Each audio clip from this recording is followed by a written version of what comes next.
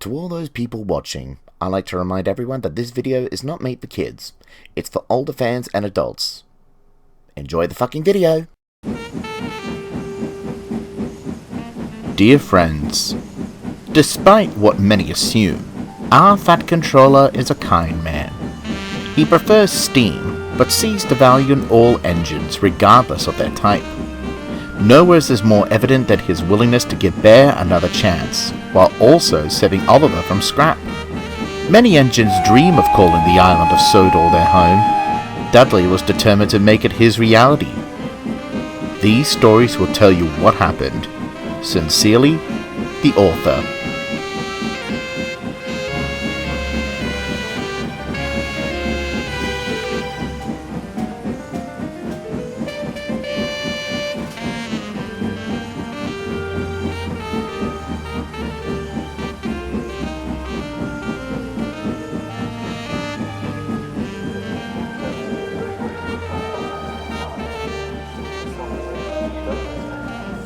The fat controller stood on the platform.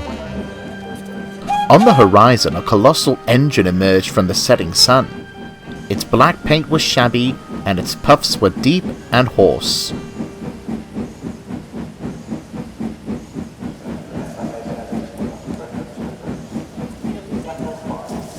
It groaned to a halt. A line of trucks trailing behind. "Good evening," greeted the fat controller. "You're the replacement goods engine, I presume?" "That is correct, sir," replied the engine. "The regular diesel derailed in the yard. Wasn't keeping a proper lookout. But you know how self-importance gets in the way of some engines," he finished with a wink. "Indeed I do," chuckled the fat controller knowingly. "What is your name?" "Dudley, sir. A pleasure to traverse your rails." "Very good, Dudley. Please proceed to the shed. You'll be in good company with my engines." "Thank you for your hospitality, sir. I wish you a pleasant evening," Dudley finished, puffing slowly away.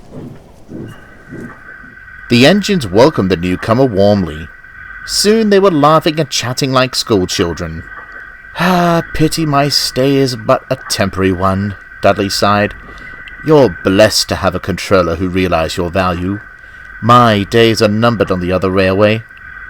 "A grim inevitability," shuddered Gordon. "Inevitable, my tender. We could change that," replied James. "Oh, I could never impose such a thing," insisted Dudley. "Besides," sighed Henry, "the fat controller's just purchased Oliver, and he's our other new acquisition now."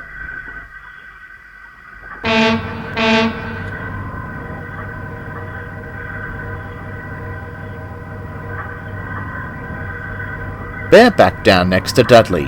"Hello," he smiled. "I'm Bear. Lovely to meet you." "Mutual, I'm sure," Dudley responded, unenthusiastically. "Will you be staying long or—" "I say," Dudley interrupted, ignoring Bear. "Rumour has it one of you recently rescued 2 failed diesels." "That was me," Henry beamed with pride, and began telling the story. Bear was stunned. "He gave me the cold buffer too," sighed Burko. "Living on the other railway likely hasn't painted us diesels in the best light." "Aye," agreed Donald.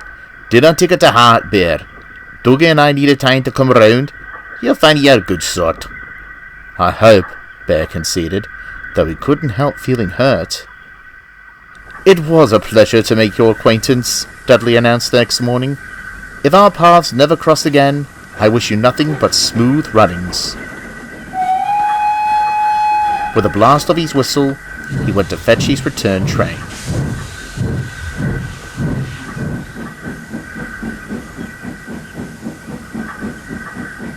"What a shame," said Henry.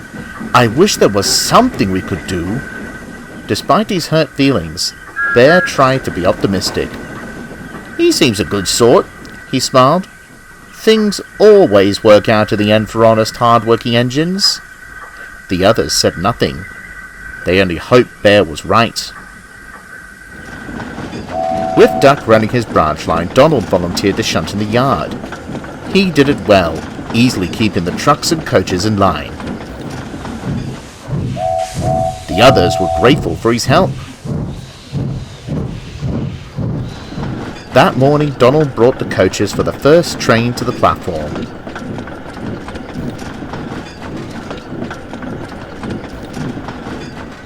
He shunted them into place, then hurried off to prepare a goods train.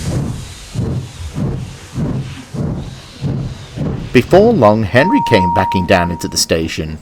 He was looking forward to a run in the morning sunlight. When... "Glory!" cried his driver. Instead of waiting at the platform, the coaches were fouling the points. "Stop! Stop!" groaned Henry. His brakes screeched. But it was too late. Henry's tender was derailed, resting crooked against the battered coaches. Their paint was scratched and their windows shattered. Both Henry and the coaches whimpered meekly. Soon the fat controller arrived. Donald cleared away the unhurt coaches, while Dudley brought the cranes. "How on earth did this happen?" demanded the fat controller. "Can't see, sir," replied Donald. "Young coaches were at the platform when I left them." "I see. Some defect in the brakes, no doubt. I'm afraid this means a trip to the works for you, Henry. This puts us in an awkward position." I'm sorry, sir," frowned Henry. "Excuse me, sir," smiled Dudley. "May I offer my assistance? I won't exactly be busy if I return to the other railway. Surely my controller could spare me to make up for Henry's absence." The fat controller smiled. "A splendid idea, Dudley. I'll make the arrangements right away. In the meantime, please take Henry to the works." Henry's tender was soon back on the rails. There, old boy," comforted Dudley. "You'll soon be right as rain, and I'll handle your trains with the utmost care." Henry smiled.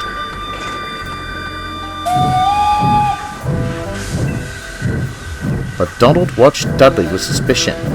What was he still doing here? He should have left ages ago.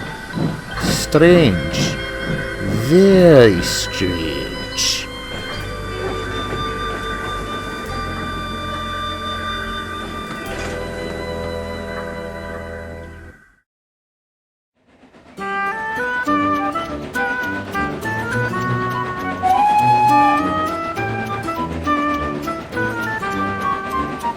Dudley was keen to show his worth. He thundered along with Henry's goods trains, and even took the flying kipper without complaints. His trains were timely and orderly, for the trucks were too intimidated to attempt trickery.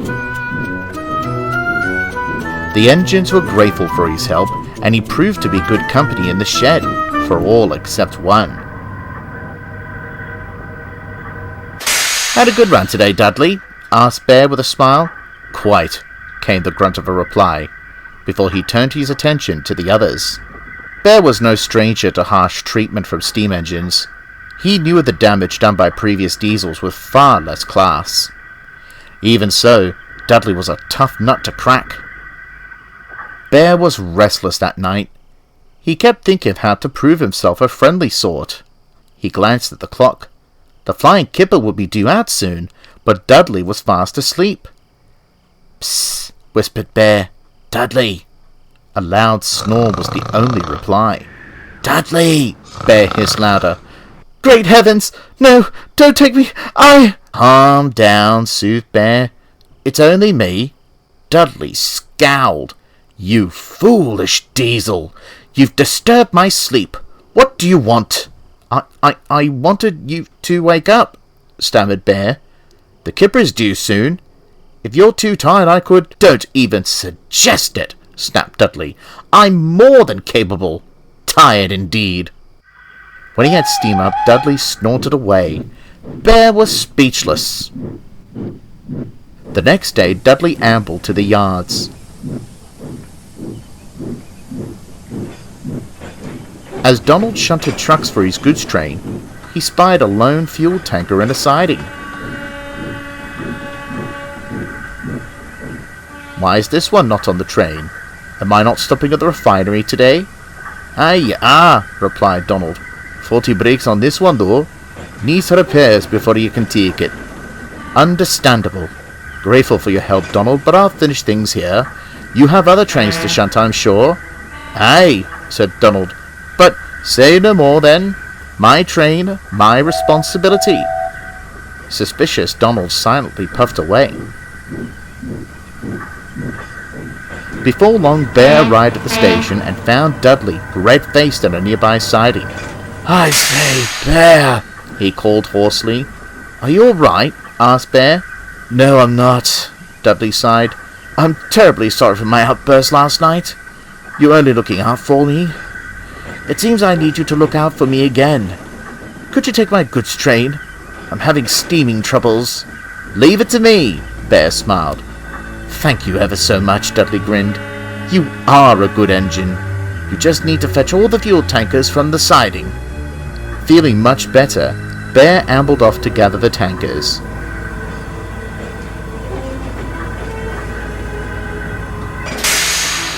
He shunted them in the middle of the train and started away with a friendly hoot.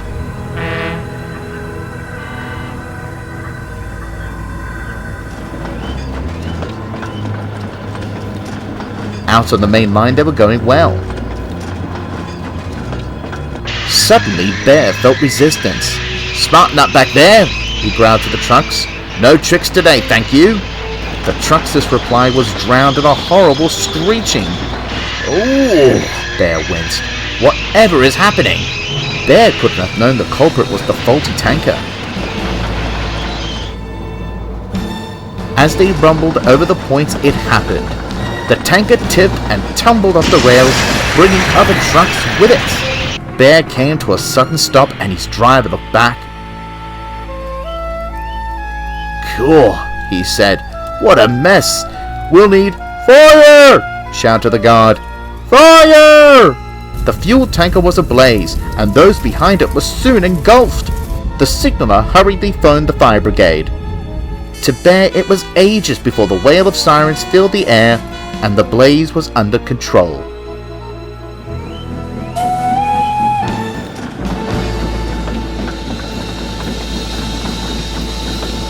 Later, Dudley arrived with the breakdown gang, an inspector, and the fat controller.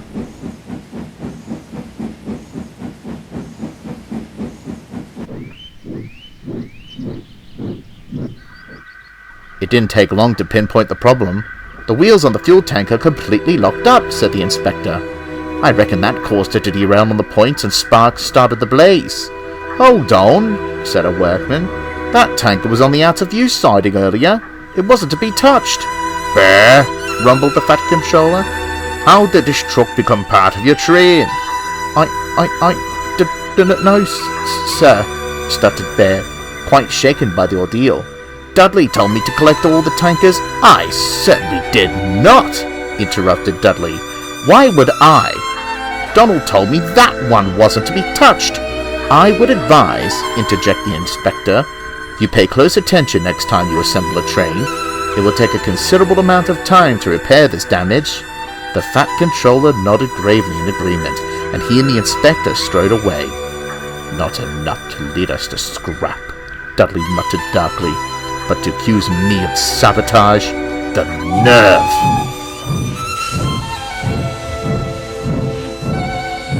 He left indignantly. Bear, ashamed and confused, looked solemnly at his buffers.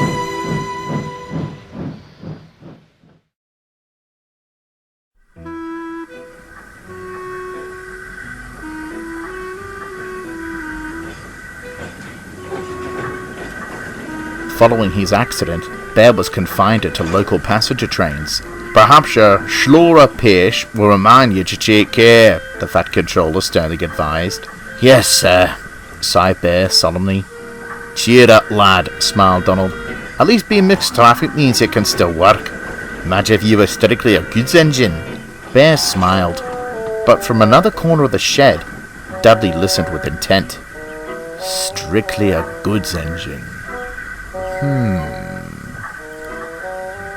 Gordon was feeling unwell. He struggled valiantly on, not wanting to disappoint the passengers.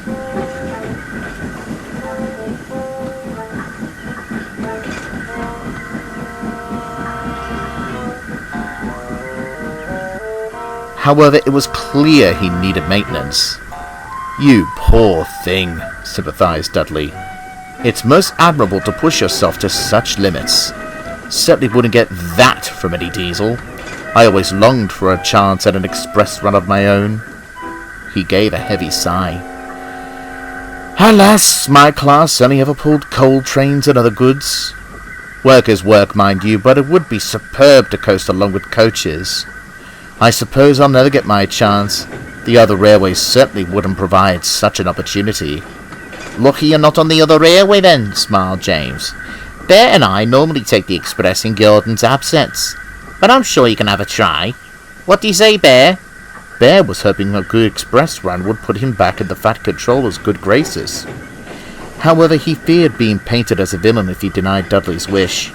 "I don't see why not," he said with a forced smile. "I'm sure you'll manage well." "Most kind of you to offer," smiled Dudley. "I only hope the Fat Controller will agree." Indeed he did. Dudley shared express duties with the others and managed swimmingly. Then the weather changed. The sky turned gloomy and grey. Mercifully, the rain was light, but one morning the yard manager brought worrying news. "Heavy rainfall on the forecast today," he advised. "A temporary speed restriction will be in place on the main line, so mind yourselves and—" "Where's Dudley?" "He's gone to the station, sir," said Bear. "The express will be leaving soon." "Bother!" fussed the yard manager.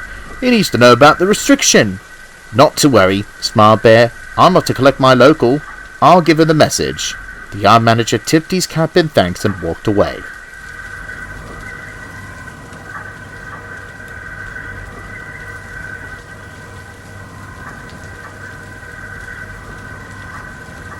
Dudley was sizzling happily when Bear rolled up. "There's a speed restriction due to the rain," he advised. "You best I'll manage just fine, thank you." "Excuse me? I was built for fast services. I didn't survive wartime by crawling along, you know. A little rain won't impede my work." "This isn't about your work," huffed Bear. "It's about our passengers' safety." "Yes, well, given your maneuver the other day," grinned Dudley. "You're hardly qualified to preach about safety."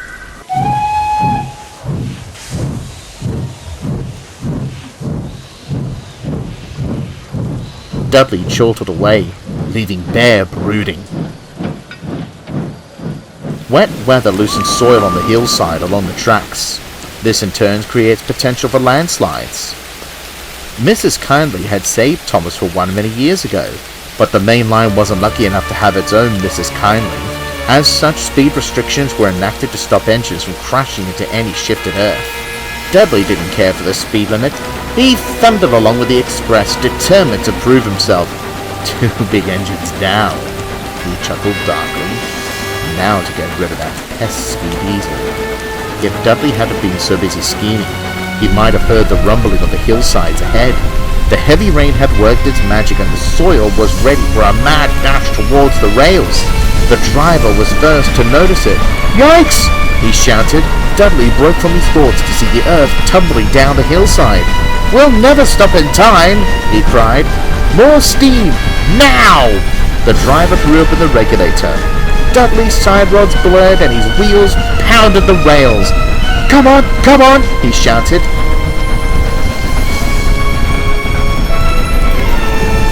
He flew past just in time. The earth clattered down behind the last coach, blocking the line and shaking the rails. They were safe. At the station, the passengers flooded the platform and swarmed around the station master. "Your engine is a hero," they shouted. "He shot off like a cannonball and saved us." "I'll be sure to tell the Fat Controller," smiled the station master. Dudley smirked.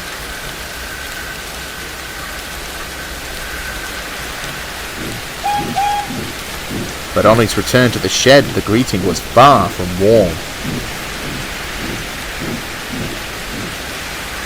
Speed restrictions are not optional, Dudley. You may be used to fast work, but that's no excuse to gamble with the lives of our passengers. Speed restrictions, sir, Dudley replied innocently. I wasn't aware of such a thing. Bear told you at the station, did he not? Asked the yard manager. It was most unfortunate that Bear hadn't returned in time to defend himself. I'm afraid not, sir, lied Dudley, though I'm not surprised. He's been ever so jealous since I started taking the express. I certainly hope he wasn't planning sabotage. The fat controller looked gravely at Dudley, then back to the yard manager. We shall investigate this, he said at last. As you did share the passengers from disaster, I'll forgive this instance of a violation. However, future restrictions are to be followed. Is that clear? Crystal, sir, smiled Dudley. When Bear returned, the sheds were in an uproar. Why are you so threatened by Dudley? Gordon demanded. Never thought you stooped this low. Henry said you were different from all the diesels, snorted James. But I suppose you deceived him too. I didn't. Bear stuttered in disbelief, looking to Dudley to speak the truth. Such a shame, Dudley said in a low voice. I certainly hoped you were different. Bear was mortified. He felt helpless and wanted more than anything for Henry to return.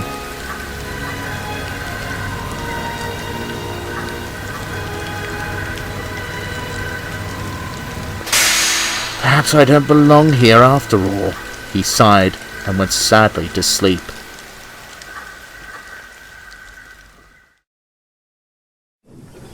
One afternoon, Donald took a supplies train to the works.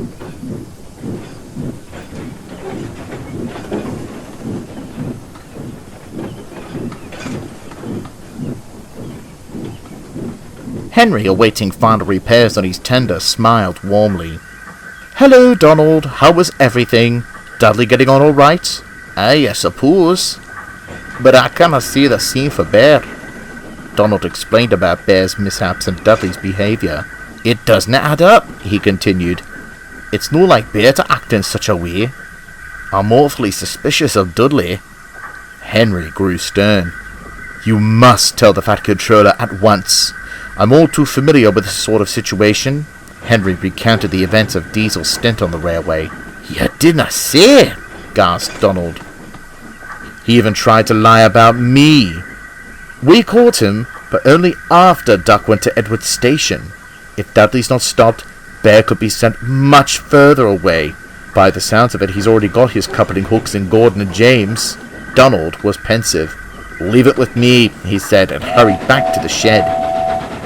When Donald returned, he found Bear all alone, staring solemnly at his buffers.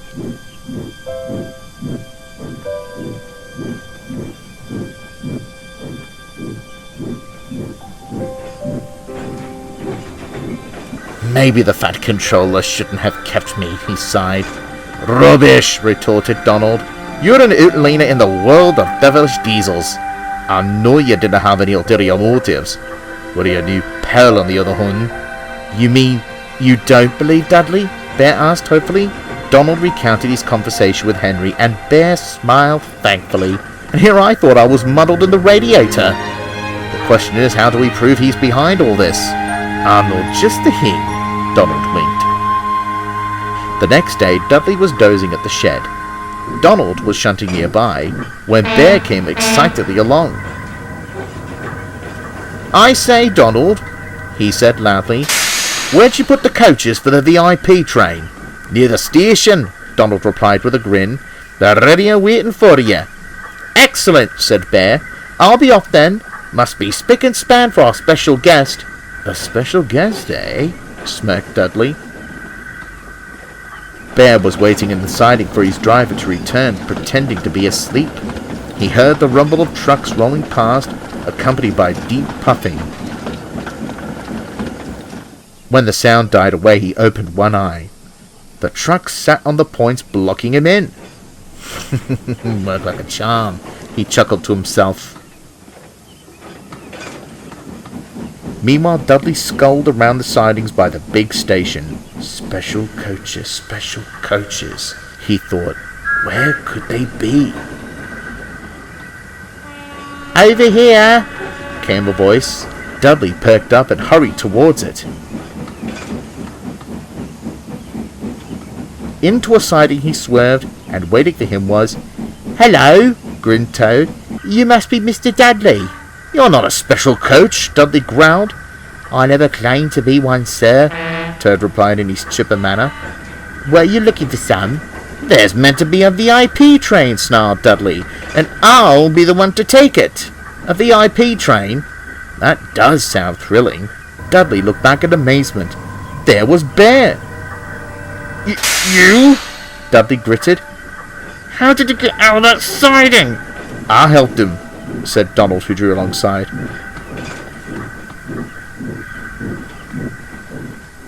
Question is, how do you know he was trapped?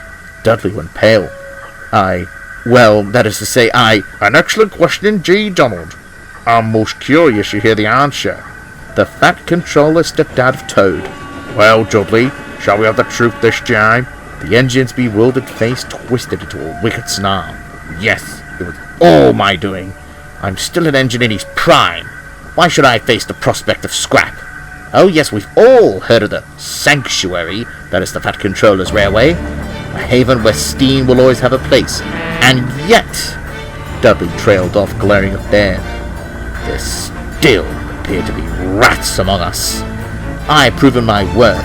Surely you wouldn't send an engine to his end, sir? The Fat Controller pondered. No, Dudley, he said at last. I wouldn't. Dudley smirked. And I wish you luck in finding a new home. However, it won't be here.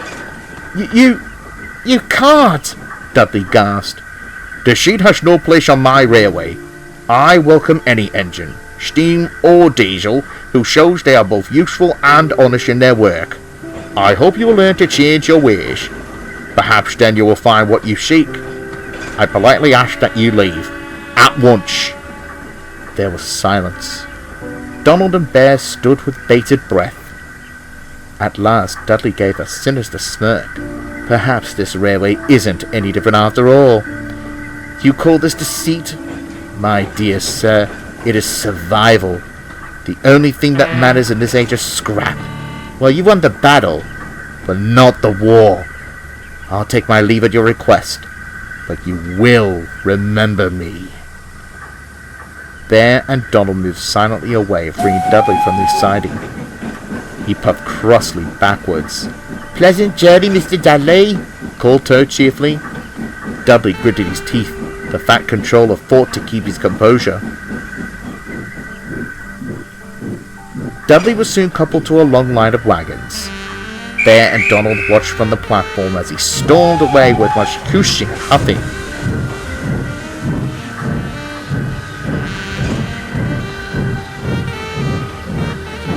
Into the setting sun he puffed and disappeared on the horizon.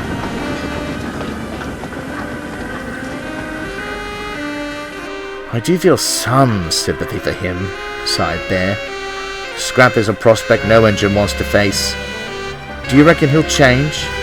Can't see, replied Donald, but with what he said to the Fat Controller, it might be too little too late. Bear said no more, but couldn't help feeling Donald was right. Life returned to normal on the Fat Controller's Railway. Henry came home from the works and gave Gordon and James quite an earful. They shamefully apologized to Bear at once. Bear was a much happier engine after that. He worked hard and always lent a wheel to engines in need. Though still friendly to visitors, he had no reservations about putting snooty diesels in their place. The steam engines agreed that made him very useful indeed. But what of Dudley? No one knows for certain. He seemingly disappeared after leaving the Island of Sodor. Perhaps he changed his ways and found a new home. Many diesels on the other railway will tell you that on misty nights, the hoarse puffing and deep whistle of a steam engine can be heard rumbling through on its way to the Fat Controller's Railway. I wonder if the diesels are right. Don't you?